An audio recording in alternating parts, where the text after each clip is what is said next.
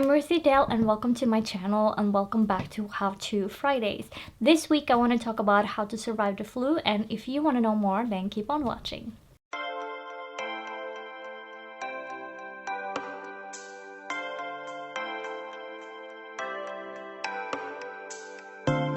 Today I have 5 tips for you on how to survive the flu. Now they are no particular order, but I think they're all very important.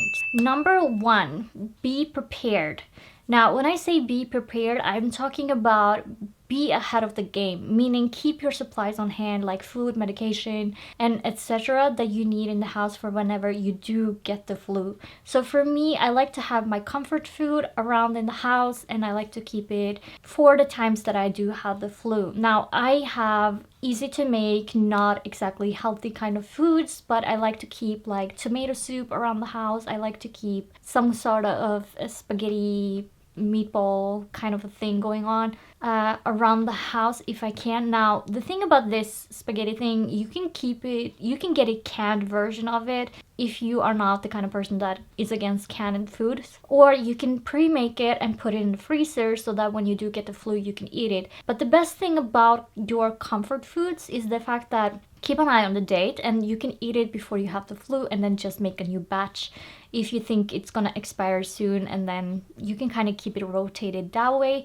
Not a problem. Now another thing you need to keep on hand is medicine. Keep your cough medicine, painkillers, or anything else that will help for your throat, for your nose, whatever you use, keep it on hand in-house so that whenever you do get the flu, you're not caught by surprise and you have nothing to kind of help you get a little bit better. And I'm not talking about having everything available like a full stock. If you want to have full stock, that is perfectly fine, but sometimes just keeping a little bit of everything so that you have something going, and then when you go to the pharmacy or the supermarket to get more, you are not going to be completely drenched and you don't have to do everything all at once. It can wait a few hours, it can wait a day, it can wait two days. That doesn't really matter as long as you have something on hand to keep you going for those days that the flu comes in and you are caught by surprise. Because let's face it, even if you feel the symptoms ahead of time before they actually start manifesting, we do not believe we have the flu and we are caught by surprise every single time.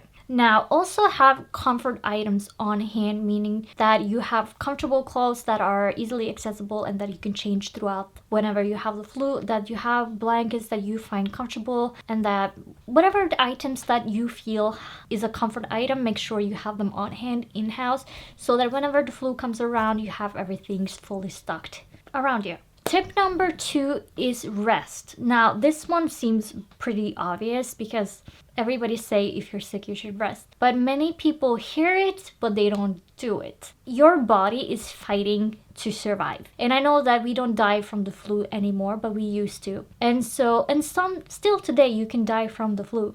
So make sure you rest and you give your body a fighting chance, and giving yourself more rest is actually going to speed up the healing process, even though it don't feel like it in the moment, but it will. You know, you can't do everything that you're used to doing before you have the flu. Like, make sure that if there are things that are very important that need to be done, do them and don't do anything else. Just take care of yourself.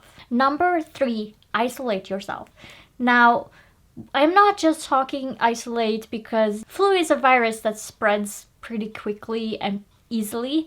I'm talking about isolating yourself so that you can have some peace of quiet and peace of mind. Your body needs rest, your mind needs rest, and you do not need everything going on with a lot of people going on around you. I know that some people do have kids or partners. What you can do is explain to them that unless it's an emergency, and then you explain to them what an emergency is, that they should try and leave you alone, meaning they can try and figure out things on their own, but at the same time they shouldn't be afraid to come to you whenever they do have a question or something.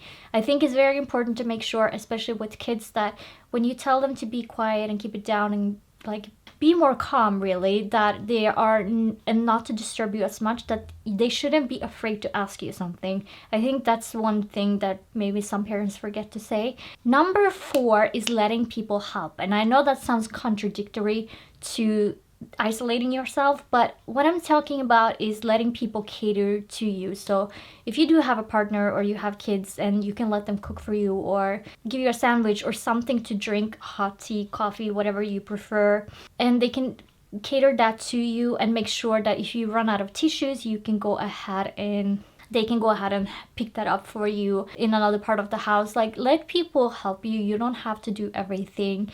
Another thing is let people help you at work, let people help you at school. If when you are home, you can have somebody else at work maybe do an assignment for you or do part of it to help you out, or you can have somebody pick up your assignments at school if you are a student, and just let them kind of talk through whatever went on in school that day, or send it to you electronically somehow, something, I don't know. Just make it work and let people help you. It's not shameful that you're full of yourself. You are not a burden to the people that love you. Number 5 is cleanliness. Now, I'm not talking about keeping everything around you clean or showering every day, because I know for some people, showering until you have reached a certain point of your flu is actually going to make you more sick. I know some people are like that. They can't shower until after the flu is over. And I'm not talking about showering. I'm talking about whenever you are going to the bathroom and to pee or whatever you need to do, that you also brush your teeth, especially in the morning and in the evening. Make sure, even if you don't know if you're going to bed yet in the evening, just brush your teeth and then it's done. Because I don't know about you, but whenever I have the flu, I have a headache, which means moving around is very uncomfortable and is very painful. And so being able to, once you are already in the bathroom, you brush your teeth. It's that simple. And while you're in the bathroom, wash your nose. Because if you have a runny nose and you have to blow it every 5 seconds, it's going to irritate the area and it's going to make it more dirty than normal, because you're dealing with snot basically. So make sure that every time you're in the bathroom, not just morning and evening, but every single time you're in the bathroom, make sure you wash your nose and the surrounding area so that you don't get any crustiness or too much redness, because you are helping the area.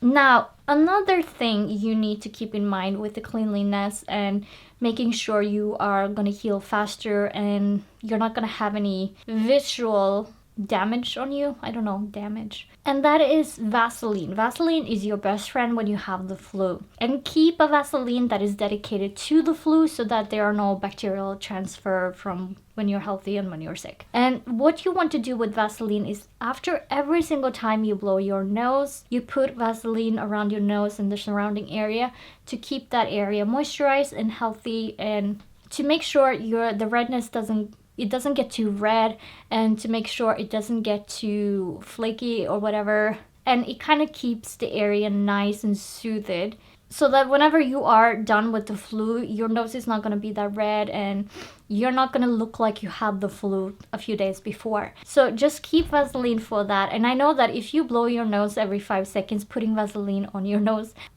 doesn't really seem like it's helpful, but it is. Trust me, it is. And I know it seems like a lot to put it on after every single time you blow your nose, but it is helpful. It really is helpful. Those are the 5 tips I have for you here today. And if you liked the video, please leave a like down below. And if you have any questions or anything like that, then leave a comment down below. And if you want more content like this, then please hit the subscribe button and the notification bell, and you will be notified when I upload a video. Now, my How To Fridays videos are uploaded every Friday at 7 o'clock Norwegian time, which makes it about 2 o'clock New York time. And with that, I want to say thank you so much for watching, and I will catch you in the next one. Bye!